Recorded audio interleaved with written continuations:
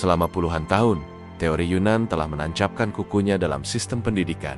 Wakana ilmiah, bahkan dalam identitas bangsa Indonesia itu sendiri. Kita diajarkan bahwa nenek moyang kita berasal dari dataran tinggi Yunan, melakukan migrasi besar-besaran ke selatan, dan akhirnya menyebar ke seluruh kepulauan Nusantara. Narasi ini begitu mapan, diulang-ulang dalam buku pelajaran sejarah, dikutip dalam pidato ilmiah, dan bahkan dijadikan dasar argumentasi dalam perdebatan budaya dan politik. Tapi apa yang tidak pernah banyak dibicarakan adalah bahwa tidak semua peneliti setuju dengan teori ini. Bahkan, beberapa di antaranya telah menghabiskan hidup mereka untuk menggugat, mempertanyakan, dan menawarkan sudut pandang lain. Dan sayangnya, banyak dari mereka justru dibisukan secara halus maupun terang-terangan. Beberapa nama besar dalam dunia arkeologi, antropologi, dan genetika Indonesia sebenarnya sudah sejak lama menyuarakan keraguan mereka terhadap keabsahan teori Yunan.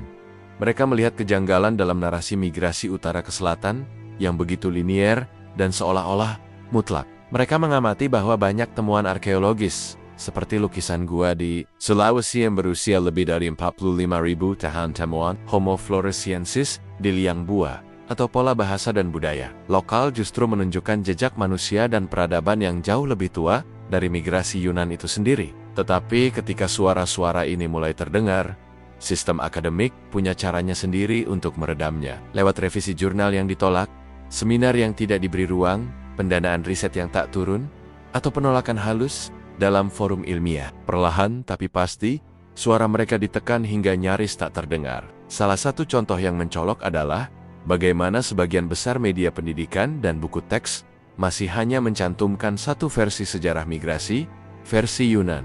Padahal, sejak tahun 2000-an, berbagai hasil riset genetika mulai menunjukkan bahwa populasi manusia modern di Asia Tenggara Maritim memiliki garis keturunan yang jauh lebih tua dan lebih kompleks. Kajian mitokondria DNA menunjukkan bahwa leluhur kita sudah berada di wilayah ini setidaknya sejak 60.000 tahun yang lalu, jauh sebelum adanya migrasi dari daratan Asia. Tapi mengapa penemuan-penemuan ini tidak menjadi arus utama dalam pendidikan sejarah? Mengapa seolah ada penyangkalan sistemik terhadap temuan-temuan yang dapat mengubah narasi nasional? Jawabannya mungkin tidak terletak semata-mata pada ranah ilmiah, tapi juga pada lapisan yang lebih dalam, ideologi, kekuasaan, dan ketakutan. Ketika seorang peneliti melawan arus, ia tidak hanya berhadapan dengan data, tapi juga dengan institusi, dan institusi itu tidak selalu netral. Banyak akademisi yang secara pribadi mengakui adanya ketidaktepatan teori Yunan, namun memilih diam. Mereka takut dianggap radikal, takut tidak lagi mendapat kesempatan berbicara dalam forum, atau lebih buruk lagi, takut karier mereka hancur. Ini bukan sekadar paranoia, tapi kenyataan pahit yang terjadi di banyak negara pasca kolonial. Ada semacam kontradiksi internal yang belum terselesaikan. Di satu sisi kita ingin membangun jati diri nasional, tapi di sisi lain, kita masih tunduk pada kerangka pemikiran kolonial yang diwariskan sejak abad ke-19. Herawati Sudoyo yang mulai membuka peta genetika manusia Indonesia dengan pendekatan berbeda. Mereka mencoba menunjukkan bahwa kepulauan ini bukan hanya wilayah yang menerima pengaruh luar, tapi justru titik simpul dari penyebaran manusia modern ke wilayah Pasifik dan bahkan sebagian Afrika Timur.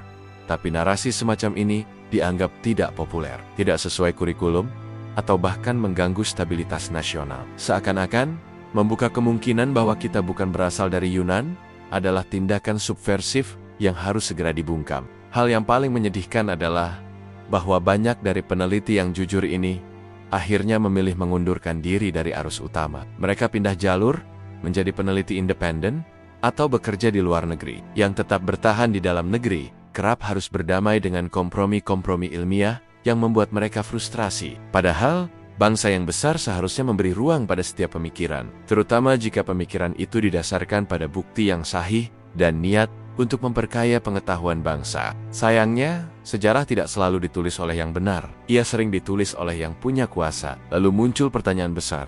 Mengapa ada ketakutan besar terhadap perubahan narasi sejarah? Mungkin karena sejarah bukan hanya soal masa lalu. Ia adalah fondasi ideologi masa kini. Jika teori Yunan runtuh, maka banyak hal ikut terguncang. Kurikulum harus direvisi, buku-buku harus ditulis ulang, dan yang paling penting, identitas bangsa harus didefinisikan ulang. Ini pekerjaan besar, dan tidak semua pihak siap melakukannya. Maka lebih mudah untuk membungkam peneliti yang bersuara, daripada mengakui bahwa mungkin selama ini Kita dibesarkan dalam cerita yang tidak sepenuhnya benar. Tapi perubahan tak bisa ditahan selamanya.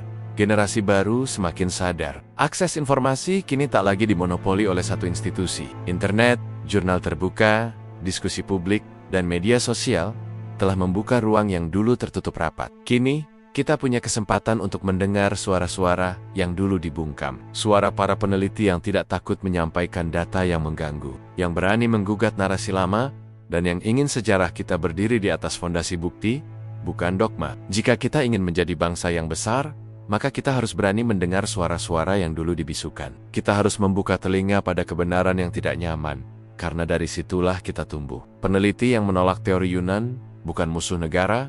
Mereka adalah penjaga integritas intelektual. Mereka bukan pengganggu tatanan, tapi pengingat bahwa kebenaran tidak bisa dipasung hanya karena tidak sesuai dengan narasi resmi.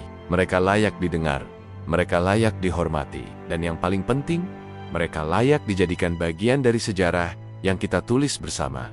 Karena sejarah bukanlah monolog, ia harus menjadi dialog, dan dialog itu hanya bisa hidup jika semua suara mendapat ruang, termasuk suara yang berani berkata, mungkin kita salah, mungkin kita harus menggali ulang, dan mungkin di balik sunyi yang dipaksakan selama puluhan tahun, ada kebenaran yang telah menunggu untuk ditemukan kembali. Sekaranglah saatnya membuka kembali peta, menyalakan cahaya, dan menuliskan ulang kisah bangsa ini bukan dengan bisikan, tapi dengan keberanian. Namun, ada satu hal yang lebih menyakitkan dari pembungkaman, yaitu dilupakannya mereka yang bersuara. Dalam sejarah bangsa kita, terlalu banyak pemikir brilian yang namanya menghilang dari ingatan publik hanya karena pemikirannya tak sejalan dengan narasi dominan. Mereka bukan sekadar dikritik, mereka dihapus, tidak diajak dalam diskusi kebangsaan, tidak diundang dalam perumusan kurikulum, bahkan tidak dikenang dalam literatur resmi. Padahal kontribusi mereka justru menjadi jembatan untuk melihat sejarah secara lebih jernih dan adil. Inilah ironi yang terjadi ketika kekuasaan lebih sibuk menjaga kenyamanan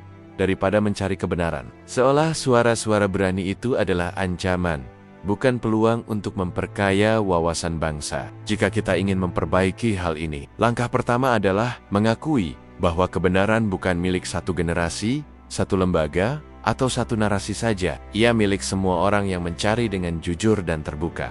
Kita harus memberi ruang bagi diskusi lintas pendekatan, lintas bukti, dan lintas pemikiran. Tidak semua hal yang berbeda adalah salah. Justru dari keberagaman sudut pandang, kita bisa menemukan mozaik sejarah yang lebih utuh. Dan bangsa yang kuat bukanlah yang hanya mengulang satu suara, tetapi yang mampu mendengarkan semuanya, lalu memilih berdasarkan kesadaran, bukan tekanan.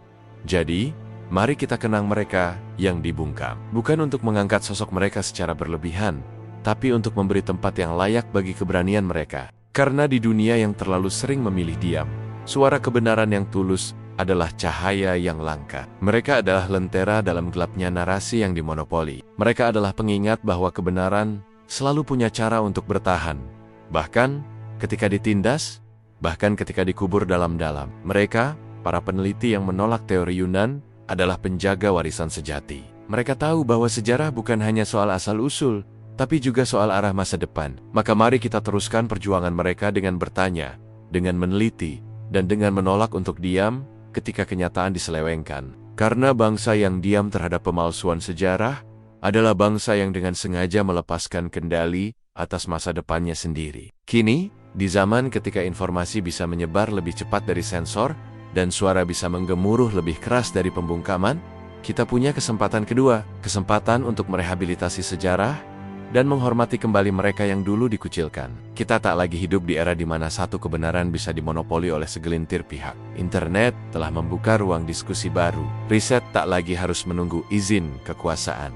Dan generasi baru tak lagi mudah digiring oleh satu versi cerita. Disinilah harapan itu menyala, bahwa narasi besar yang dibangun di atas fondasi rapuh mulai goyah oleh keberanian kecil yang terus menyuarakan. Coba lihat ulang. Coba gali lebih dalam, karena sebenarnya yang mereka tolak bukan semata teori Yunan.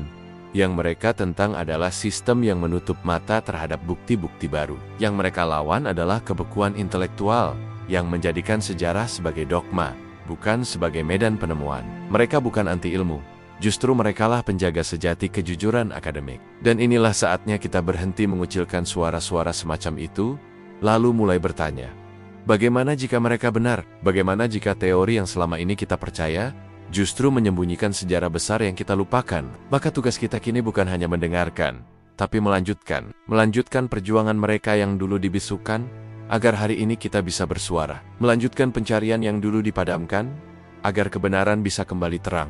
Dan jika sejarah memang harus ditulis ulang, maka biarlah kita yang melakukannya dengan jujur, dengan bukti, dan dengan keberanian untuk meragukan yang selama ini dianggap mutlak. Karena bangsa yang berani menggali ulang sejarahnya adalah bangsa yang tidak takut akan masa depannya. Jika kamu membaca ini dan mulai bertanya, apakah mungkin ada yang salah dengan yang selama ini kita percaya? Maka kamu sudah menjadi bagian dari perubahan itu. Suara kamu penting, suara kamu dibutuhkan. Kalau kamu merasa narasi sejarah kita perlu dikaji ulang. Jika kamu percaya bahwa kebenaran tak seharusnya dibisukan, dan jika kamu ingin jadi bagian dari generasi yang berani menggali akar identitas bangsanya sendiri, klik tombol subscribe sekarang. Aktifkan lonceng notifikasi, karena masih banyak cerita yang belum pernah kamu dengar, cerita yang tak masuk buku pelajaran, tapi menyimpan kunci bagi masa depan kita. Tulis di kolom komentar, saya siap menulis ulang sejarah bangsa saya. Bagikan video ini kepada siapapun yang selama ini hanya tahu satu versi cerita. Biarkan kebenaran menyebar, karena suara kamu bisa mengubah narasi. Karena sejarah yang tak kita tulis sendiri akan selalu digunakan untuk mengatur arah kita. Dan sekarang, waktunya kita mengambil alih cerita itu.